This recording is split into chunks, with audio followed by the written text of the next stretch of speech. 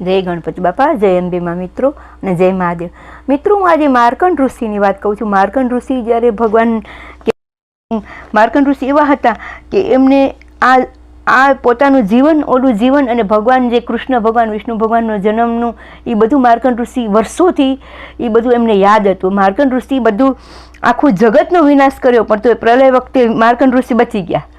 માર્કંડ ઋષિની એટલી ભગવાન ઉપર એટલી આસ્થા હતી અને એટલું પોતે ભગવાનના નામનું એનું બળ હતું અને બુદ્ધિ હતી એટલી, અને એ ભગવાનનું નામનું તપ કરતા હતા।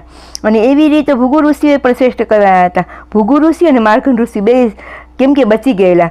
અને એક વખત એવું બન્યું, પ્રલયકાળ થયો, સુતેલા ભગવાન પાંદડામાં હતા વિષ્ણુ ભગવાન, અને એ પાંદડામાંથી સમુદ્રમાંથી વિષ્ણુ ભગવાનને બી એને જોયેલા। માર્કંડ ઋષિની અંદર એટલું જ્ઞાન છે મિત્રો કે એ કોઈ ઋષિમાં નથી એટલું માર્કંડ ઋષિની અંદર છે। અને એક વખતે શંકર ભગવાન એને પાર્વતી જતા હતા ત્યારે બી ભગવાને શંકર ભગવાનને કીધું કે મને શંકર ભગવાન મને મૌન ધારણ કરી અને ભોજન કરતાં અને અનુષ્ઠા કરતાં પણ ઉપવાસી મને વધારે પ્રિય લાગે છે। માર્કંડ ઋષિ કહે છે કે મને મૌન ધારણ કરી અને ઉપવાસ કરે છે ને એ મને વધારે પ્રિય લાગે છે। કેમ કે માર્કંડ ઋષિ ઉપવાસ કરતા અને એ દાન પુણ્ય આખો દિવસ કરતા।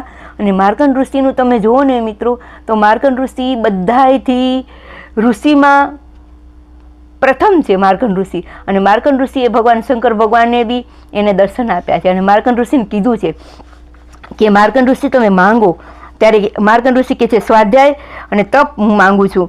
મહાદેવ મને ગાવાનું ધ્યાન નતા પણ યોગીની રીતે હું મહાન યોગી અને બળવાન અને તપ હું કરું। માર્કંડ ઋષિ એમ કહે છે મિત્રો। માર્કંડ ઋષિ કૃષ્ણ ભગવાનને દર્શન આપ્યા હતા અને મારા મહાદેવે બી દર્શન આપ્યા હતા માર્કંડ ઋષિને।